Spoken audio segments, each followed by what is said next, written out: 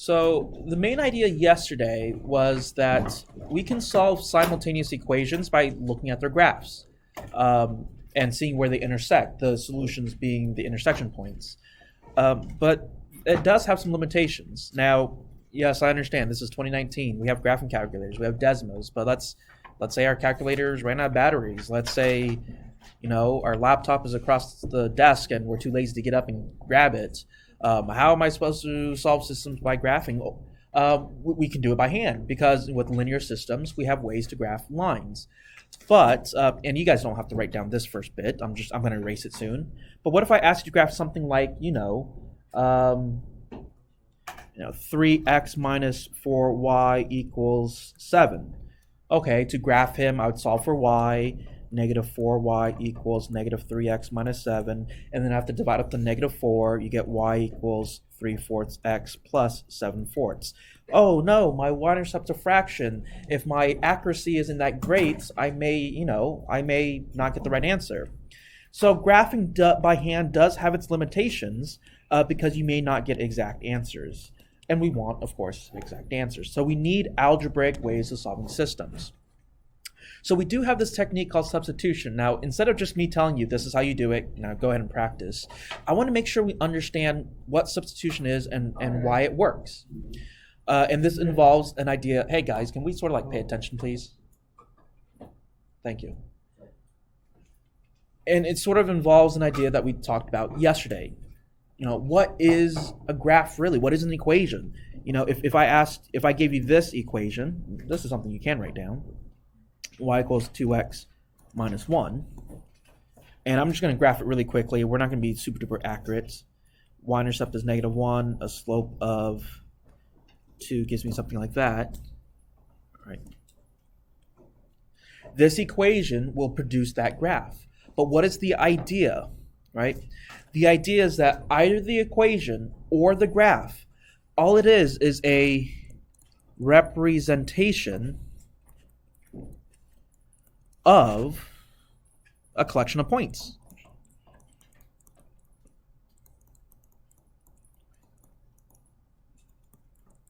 And what's so special about this collection of points is it's the solution set to an equation. So what I mean is this thing that we perceive as a line is nothing more than a collection or a set of points that are answers to this particular equation. Well, another idea that we discussed yesterday was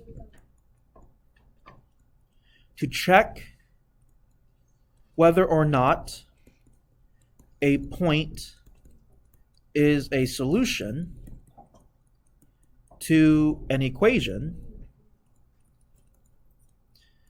To check whether or not a point is a solution to an equation, you need to plug in the point. For example, if I wanted to ask, is 2 comma negative 1 a solution to y equals 1/2 x plus 2? Right. This should be a negative 1 here. Negative 1. All you got to do is take the equation y equals 1/2 x plus 2 and then just plug in your test point. Plug in the point you're interested in. Y is negative 1, x is 2, and you get negative 1 equals 1 plus 2 is 3. So the answer is no, right? If it was a true statement, the answer would be yes. If it was a false statement, the answer would be no. So that's how we check whether or not a point is a solution to an equation. You just plug it in. So if I want to solve two equations simultaneously, right, this technique of substitution sort of blends these two ideas together. It blends the idea that an equation, which is nothing more than a graph, is a visual representation of all of the solutions. That's idea number one. Idea number two is, if I wanted to check whether or not a point is a solution, you just plug into an equation. So blending those two ideas together, This is the idea of substitution. Oh, specifically solving by substitution.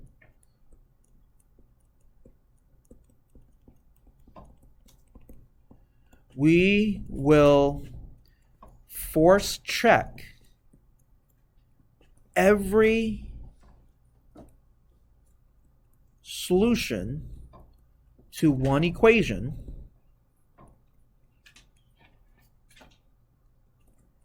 into the other equation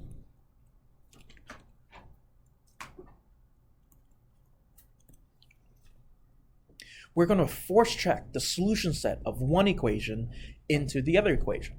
Now, that's going to take a long time, right? If I have two equations, I don't want to take 1, 2, plug it in and check. 2, 5, plug it in and check. 3, 8, plug it in and check. I don't want to sit there all day and plug it in. Well, the first idea, hey, an equation, a single equation represents the solution set of one equation. So all we're going to do is we're going to literally plug one equation into the other. Mathematically, what we're doing is we're sort of being like a computer. We are cross-referencing every single point in one equation against the other until it magically spits out an answer. That is the concept of solving systems by substitution. If I have two equations, that means I have two lines. Every single line represents the entire collection of solutions for one equation. Just take the entire collection and plug into the other. Instead of plugging in one by one, you're going to plug the entire equation into each other. That's the idea. Now the question is, okay, great, Mr. Vo, stop talking. How the heck are we supposed to do this algebraically? This is algebra 2 after all. How am I supposed to physically plug one equation to the other? Well, there are a couple of ideas that we need to sort of manage. So tips, hints, whatever you want to call it. Substitution is easiest. Notice I said easiest. I didn't say it's the only way to do this. So if the first hint is not true, you can still do it. Substitution is easiest when one equation is solved for a variable.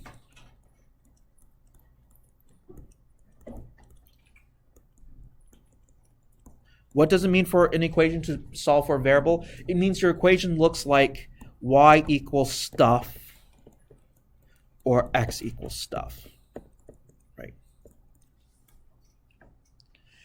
So I want one of my, at least one, both of them is fine, but at least one of my equations to look like y equals stuff, x equals stuff. If that's not the case, then we'll solve for it. Well, we will ourselves personally manipulate the equation so it looks like that. How can I easily manipulate the equation to look like that? You want to solve for a variable whose coefficient, that the word coefficient means the number in front of the variable, whose coefficient is plus or minus 1. In other words, visually, we can't see a number in front of it. That means less division.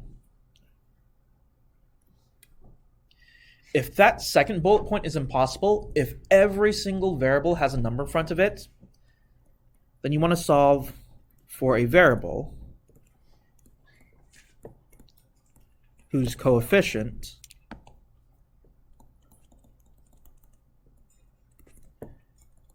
divides nicely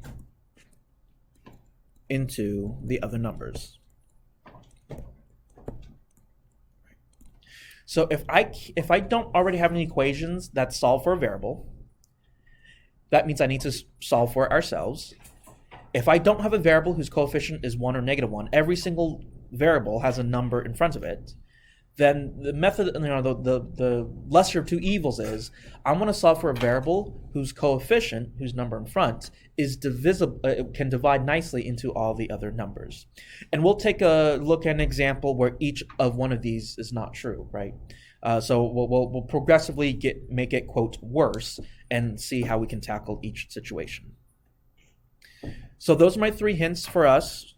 when it comes to solving by substitution. Let's actually do some examples. Let's do some problems of solving without graphing and see how easy algebraic manipulations are versus graphing. So, for example, suppose I ask you to solve negative 2x plus y equals 5 and y equals negative x plus 2.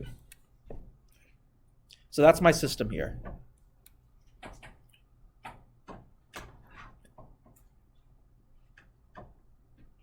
Number one, can we already observe one of the equations is already set up for us? The bottom equation? See how the bottom equation is already y equals stuff? So what that means is my first bullet point is satisfied. We can go ahead and do the active substitution. What you want to do, this is the technique, since one of the equations is already solved for, wherever you see how it's y equals? That means I'm going to take this equation, negative x plus 2, and plug it into the other equation wherever I see a y. So that means I'm going to write down the top equation, negative 2x plus, but instead of y, I'm going to substitute the negative x plus 2. Please use parentheses when you substitute, equals 5. Right.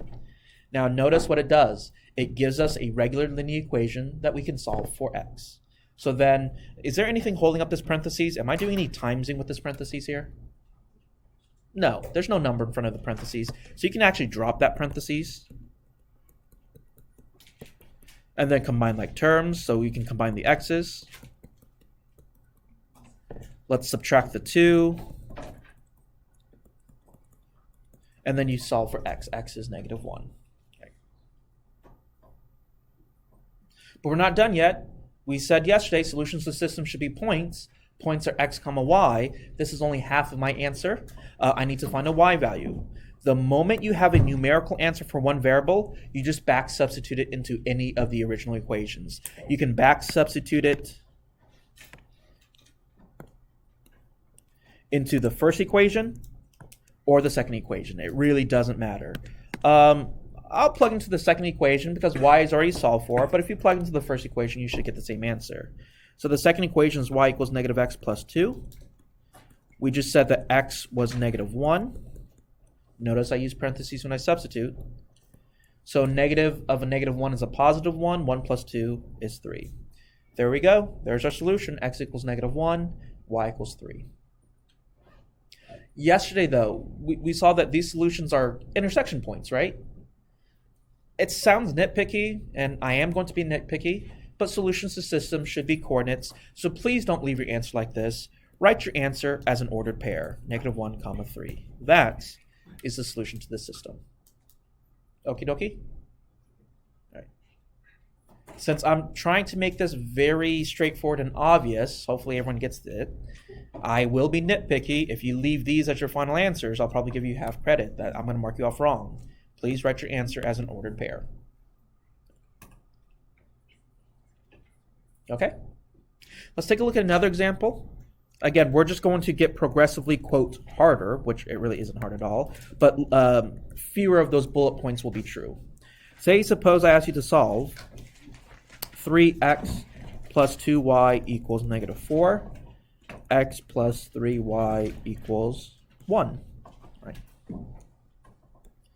In this example, oh no, none of the equations are set up for us. Right? None of the equations says x equals or y equals, so that means we have to solve for it. Technically, you can solve for any variable that you want. We have 4 variables here. We have this x here. We have this y here. We have this x here. We have this y here. Right. And my tip to you is you can solve for any one of them, but it's easiest if you solve for a variable that doesn't have a visible number in front of it. By just looking at the problem, I hope we can see that this x here does not have a visible number in front of it. So it might be easiest to solve for it. Now, am I going to say you're going to get the wrong answer if you don't listen to my advice? No, you'll get the same answer. It'll just be slightly harder. So since this is the variable that doesn't have a number in front of it, I'm going to work with the second equation and then solve for that x. To solve for that x, you subtract the 3y. You get x equals 1 minus 3y. Right? Easy peasy. Now that I've solved for that variable, we're going to do the substitution. I'm going to take this equation here, 1 minus 3y. Since it says x equals, I'm going to plug it into the other equation wherever I see an x. So we're going to write down 3, but instead of x, we're going to substitute the 1 minus 3y, use parentheses please, and then finish the problem. Lo and behold, we have a relatively simple linear equation that we can then solve. So this is unit 1, solve for y. Distribute 3y minus, just 3, excuse me. 3 minus 9y plus 2y equals negative 4. We can combine like terms here. So that is 3 minus 7y equals negative 4. Let's go ahead and solve for y by subtracting 3. Negative 7y equals negative 7. Divide out the 7. You get y equals 1. We're not done yet, though, because we need an x value. So you got a couple of choices. You can go back to the original equations. Just pick one of them, plug in the y value, solve for x. Or, as I said before, I like to plug into the equation that's already solved for. So I'm going to plug into this equation, but it really doesn't matter. So we have x equals 1 minus 3, and the y was a 1, so I'm going to plug in a 1. Get x equals negative 2. So our solution is negative 2 comma 1.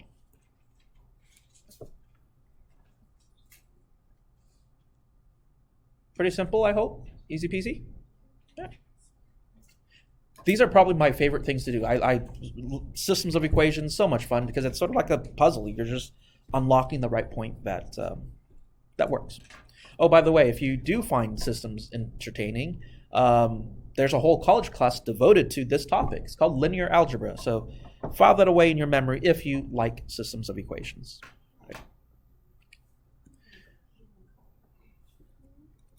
The last example I want to showcase is if everything goes wrong. What if I don't give you an equation that's set up?